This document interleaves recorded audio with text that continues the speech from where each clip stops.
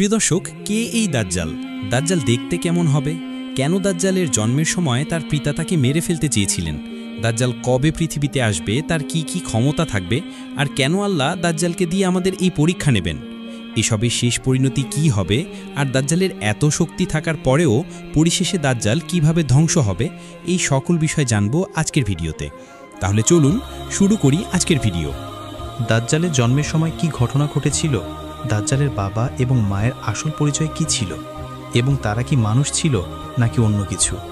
শিশু অবস্থায় দাজ্জালের এমন কিছু ব্যবহার ছিল যা জানলে আপনি চমকে উঠবেন। নবী সাল্লাল্লাহু আলাইহি ওয়াসাল্লাম একদিন মসজিদের মিম্বরে উঠে বললেন, মুক্তির দিন। আর মুক্তির দিন কি, এই কথা তিনি 3 বার বলেছিলেন। এটি বলার কারণ কি ছিল? প্রিয় বন্ধুরা, ভিডিও শেষ পর্যন্ত আমাদের সাথে জুড়ে থাকুন এবং আপনার মূল্যবান মতামত আমাদের কমেন্ট বক্সে লিখুন। দাজ্জালের আবির্ভাব কিয়ামতের অন্যতম বড় নিদর্শনগুলোর মধ্যে একটি। তাই আল্লাহর সব নবী রসুলই তাদের জাতি ও অনুসারীদের দাজ্জালের ফিতনা সম্পর্কে সতর্ক করেছেন। প্রিয় নবী সাল্লাল্লাহু আলাইহি ওয়াসাল্লাম বলেছেন, আল্লাহ এমন কোনো নবীকে প্রেরণ করেননি যিনি তার উম্মতকে একচোখা মিথ্যাবাদী দাজ্জাল সম্পর্কে সতর্ক করেননি। জেনে রেখো, সে একচোখা, আর তোমাদের প্রতিপালক একচোখা নন। তার 2 চোখের মাঝে কাফির লেখা থাকবে, যা প্রত্যেক ঈমানদার ব্যক্তি পড়তে পারবে। তিনি আরও বলেছেন যে দাজ্জাল পৃথিবীতে 40 দিন অবস্থান করবে এবং মানুষকে আল্লাহর প্রতি বিশ্বাস থেকে দূরে সরানোর চেষ্টা করবে। এই সম্পর্কে নবীজি সাল্লাল্লাহু আলাইহি ওয়াসাল্লাম বলেন, এর মধ্যে প্রথম দিন হবে একটি বছরের মতো, দ্বিতীয় দিন হবে একটি মাসের মতো, আর তৃতীয় দিন হবে সপ্তাহের মতো, এবং তার বাকি দিনগুলি স্বাভাবিক দিনের মতো হবে। মসিহ দাজ্জাল সম্পর্কে বলা হয়েছে যে তার পিতা ও মাতা 30 বছর ধরে সন্তানহীন ছিলেন। এরপর তাদের একটি একচোখা পুত্র সন্তান জন্ম নেয়, যে ছিল সবচেয়ে ক্ষতিকর এবং সবচেয়ে কম উপকারী। তার চোখ দুটি ঘুমিয়ে পড়ত, কিন্তু তার হৃদয় জাগ্রত থাকত। তার পিতা ছিলেন দীর্ঘকালী মাংসল গড়নের এবং তার নাক ছিল পাখির ঠোঁটের মতো বাঁকানো। তার মা ছিলেন বেশ মোটা ও লম্বা হাত বিশিষ্ট। অর্থাৎ দাজ্জালের পিতা ছিলেন দীর্ঘকালী, কিন্তু শরীরে তেমন মাংস ছিল না, আর তার মা ছিলেন বেশ ভারী, লম্বা হাত ও বড় বক্ষ বিশিষ্ট। এই সন্তান একচোখা অবস্থায় জন্ম নেয় এবং দিনরাত ঘুমিয়ে থাকত। সে খুব সামান্যই দুধ পান করত, যার ফলে তার মায়ের শরীরে অতিরিক্ত দুধ জমে গিয়ে বিষক্রিয়ায় তার মৃত্যু হয়। এরপর তার পিতা ছাগল ও গরুর দুধ খাইয়ে তাকে বড় করতে থাকে। দাজ্জাল সবসময় ঘুমিয়ে থাকত, এমনকি তার পিতা অনেক সময় ধরে ভাবতেন যে সে হয়তো মারা গেছে। নিশ্চিত হতে তিনি তার বুকের কাছে কান লাগিয়ে হৃদস্পন্দন পরীক্ষা করতেন। নবী সাল্লাল্লাহু আলাইহি ওয়াসাল্লাম এ সম্পর্কে বলেছেন, তার চোখ ঘুমিয়ে পড়বে কিন্তু তার হৃদয় কখনো ঘুমাবে না। সে ছিল এক প্রকার পক্ষাঘাতগ্রস্ত, যে নিজের জায়গা ছেড়ে নড়াচড়া করতে পারত না।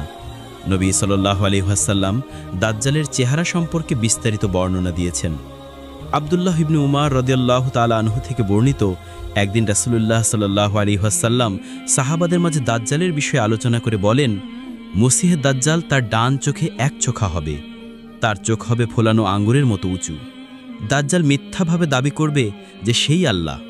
তার দেখানো নানা চমৎপ্রদ ঘটনা ও মিথ্যা অলৌকিক কাণ্ড দেখে অনেকে বিভ্রান্ত হয়ে তাকে বিশ্বাস করবে।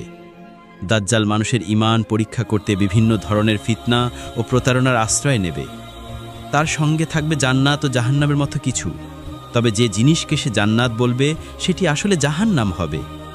নবী সাল্লাল্লাহু আলাইহি ওয়াসাল্লাম বলেছেন, আমি তোমাদের তাকে নিয়ে সতর্ক করেছি, যেমন নূহ আলাইহিস সালাম তার জাতিকে সতর্ক করেছিলেন। দাজ্জালের ফিতনা হবে মানব ইতিহাসের সবচেয়ে ভয়ঙ্কর পরীক্ষা, কারণ আল্লাহ তাআলা তাকে এমন সব অতি প্রাকৃত ক্ষমতা দেবেন যা মানুষের চিন্তা শক্তিকে হতবাক করে দেবে। খ্রিস্টানরা মনে করবে যে সেই ঈসা ইবনে মারিয়াম। যখন সে প্রকাশ পাবে, তখন প্রথমে ইরানের আসফাহান নগরী থেকে 70,000 ইহুদি তার অনুসরণ করবে। সে পৃথিবীর এক প্রান্ত থেকে অন্য প্রান্তে বাতাসের গতির মতো দ্রুত ছুটে বেড়াবে, যা দেখে মানুষ আতঙ্কিত হয়ে পড়বে। মানুষ তার ভয়ে পালিয়ে লুকিয়ে থাকবে, কারণ সে পৃথিবীর প্রায় প্রতিটি স্থানে পৌঁছে যাবে। তবে সে মক্কা ও মদিনার সীমানায় প্রবেশ করতে পারবে না, কারণ সেখানকার রক্ষক ফেরেশতারা তাকে সেখানে প্রবেশ করতে দেবে না। মুহজিন ইবনে আদরা রাদিয়াল্লাহু তাআলা আনহু থেকে বর্ণিত, রাসূলুল্লাহ সাল্লাল্লাহু আলাইহি ওয়াসাল্লাম একদিন খুতবায় বললেন, মুক্তির দিন। আর এই মুক্তির দিন কি, এ কথা তিনি 3 বার বললেন। সাহাবারা জিজ্ঞাসা করলেন, হে আল্লাহর রাসূল, মুক্তির দিন কি? তিনি বললেন, দাজ্জাল যখন আসবে তখন সে উহুদ পাহাড়ে উঠে মদিনার দিকে তাকিয়ে তার অনুসারীদের বলবে, তোমরা কি এই সাদা প্রাসাদটি দেখতে পাচ্ছ? এটি নবী মুহাম্মদ সাল্লাল্লাহু আলাইহি ওয়াসাল্লামের মসজিদ। তারপর সে মদিনার দিকে তাকাবে, কিন্তু শহরের প্রতিটি প্রবেশ পথে তলোয়ার উঁচিয়ে ফেরেশতাগণ পাহারা দেবেন। এরপর সে জুরফ নামক অঞ্চলে এক সমতল ভূমিতে অবস্থান নেবে এবং সেখানে তাঁবু স্থাপন করবে। তখন মদিনা 3 বার ভূমিকম্পের মতো কাঁপবে। ফলে শহরের সব মুনাফিক পাপাচারী নারী পুরুষ দাজ্জালের দিকে বেরিয়ে আসবে। সেটাই হবে মুক্তির দিন, যেদিন মদিনা মুনাফিক ও পাপাচারীদের হাত থেকে মুক্তি পাবে। দাজ্জালের সঙ্গে থাকবে 2টি নদী। একটি সে জান্নাতের নদী বলে দাবি করবে, আর অন্যটি জাহান্নামের নদী হিসেবে পরিচয় দেবে। মানুষ তার তথাকথিত জান্নাতের পানি পান করতে চাইবে, কিন্তু সেটি আসলে জ্বলন্ত আগুন হবে। আর যে ব্যক্তি তার জাহান্নাম বলে দাবিকৃত নদীতে প্রবেশ করবে, সে আসলে জান্নাতে প্রবেশ করবে। আল্লাহ তাআলা তার সঙ্গে শয়তানদের পাঠাবেন, যারা মানুষের সঙ্গে কথা বলবে এবং ভয়ঙ্কর ফিতনার সৃষ্টি করবে। দাজ্জাল আকাশকে আদেশ দিবে, ফলে মানুষের চোখের সামনে বৃষ্টি হবে এবং জমিনে ফসল গজাবে।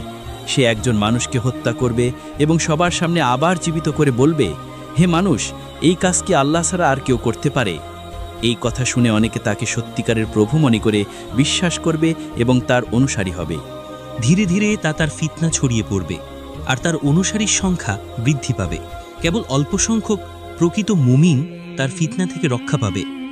তারা সিরিয়ায় জাবাল আর দোখান নামক স্থানে আশ্রয় নেবে। তখন দাজ্জাল তাদের ঘেরাও করবে এবং চরম কষ্টের মুখে ফেলবে। ফলে তারা ভয়াবহ দুর্ভোগের সম্মুখীন হবে। দাজ্জালের প্রধান অনুসারীরা হবে ইহুদি এবং তুর্কি জাতির মধ্যে বেশ কিছু লোক। এছাড়া মরু অঞ্চলের কিছু বেদুইন এবং নারীরাও তার অনুসারীদের মধ্যে বেশি থাকবে। রাসূলুল্লাহ সাল্লাল্লাহু আলাইহি ওয়াসাল্লাম বলেছেন, ঠিক 40 দিন শেষে হযরত ঈসা আলাইহিস সালাম পৃথিবীতে অবতরণ করবেন। তিনি হলেন প্রকৃত মসিহ, আর দাজ্জাল হল মিথ্যা মসিহ। আল্লাহ তাআলা হযরত ঈসা আলাইহিস সালামকে আসমানে উঠিয়ে নিয়ে গিয়েছিলেন এবং নির্ধারিত সময়ে তিনি পুনরায় পৃথিবীতে নেমে আসবেন দাজ্জালকে পরাজিত করার জন্য। সহিহ হাদিসে এসেছে, হযরত ঈসা আলাইহিস সালাম পৃথিবীতে অবতরণ করবেন সিরিয়ার দামেস্ক শহরের পূর্ব দিকে অবস্থিত সাদা মিনার সংলগ্ন স্থানে। এরপর তিনি ফিলিস্তিনের লুদ নামক স্থানে দাজ্জালকে ধরে ফেলবেন এবং সেখানে তাকে হত্যা করবেন। এভাবে দাজ্জালের চূড়ান্ত পরিণতি ঘটে যাবে এবং তার সৃষ্টি করা ফিতনার অবসান হবে। এছাড়াও এক হাদিসে রাসূলুল্লাহ সাল্লাল্লাহু আলাইহি ওয়াসাল্লাম বলেছেন, দাজ্জাল একচোখা হবে, তার ডান চোখ অন্ধ, যেন আঙুরের মতো ফোলা দানা। মনে রেখো, তোমাদের প্রতিপালক একচোখা নন। দাজ্জালের কপালে স্পষ্টভাবে লেখা থাকবে কাফির। আশ্চর্যের বিষয়, প্রতিটি মুমিন সেই লেখা পড়তে পারবে, সে শিক্ষিত হোক বা অশিক্ষিত। দাজ্জাল মানুষের কাছে আসবে এবং তাদেরকে ডেকে বলবে, আমার আনুগত্য করো। যারা তার ডাকে সাড়া দেবে, সে তাদের জন্য আকাশ থেকে বৃষ্টি নামাবে, জমিন থেকে ফসল ফলাবে, গবাদি পশু মোটা হবে, দুধে ভরে যাবে। কিন্তু যারা তাকে অমান্য করবে, তাদের এলাকায় বৃষ্টি হবে না, জমিন বন্ধা হয়ে যাবে, পশু শুকিয়ে যাবে। তার হাতে থাকবে এক ধরনের প্রতারণা, তার সঙ্গে থাকবে তথাকথিত জান্নাত ও জাহান্নাম। কিন্তু সাবধান, যা সে জান্নাত বলে দেখাবে সেটাই আসলে জাহান্নাম, আর যা সে জাহান্নাম বলে দেখাবে সেটাই হবে জান্নাত। সে এক যুবককে হত্যা করবে, তারপর আল্লাহর কুদরতে সেই যুবককে জীবিত করবে। তখন দাজ্জাল বলবে, দেখো, আমি মৃত্যু দিতে এবং জীবন দিতে পারি। কিন্তু যুবক দৃঢ়ভাবে বলবে, না, তুমি সেই দাজ্জাল ছাড়া আর কিছু নও, যার ব্যাপারে আমাদের নবী সাল্লাল্লাহু আলাইহি ওয়াসাল্লাম আমাদের সতর্ক করেছিলেন। দাজ্জাল 40 দিন দুনিয়ায় অবস্থান করবে। প্রথম দিন হবে 1 বছরের সমান, দ্বিতীয় দিন হবে 1 মাসের সমান, তৃতীয় দিন হবে 1 সপ্তাহের সমান, আর বাকি দিনগুলো হবে স্বাভাবিক দিনের মতো।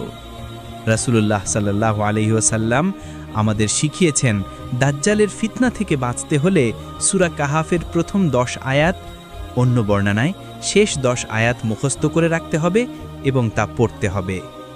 এইভাবেই শেষ হবে দাজ্জালের জীবন, যখন আল্লাহ তাআলা ঈসা ইবনে মারিয়াম আলাইহিস সালামকে পাঠাবেন আর তিনি তাকে হত্যা করবেন। এরপর দুনিয়ায় শান্তি নেমে আসবে।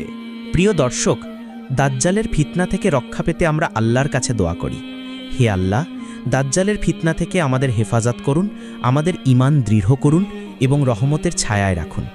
আল্লাহ আমাদের সবাইকে নিরাপদে রাখুন। আসসালামু আলাইকুম ওয়া রাহমাতুল্লাহ। ভিডিওটি ভালো লাগলে লাইক দিন এবং আমাদের চ্যানেলটি সাবস্ক্রাইব করুন, যাতে নতুন ভিডিও মিস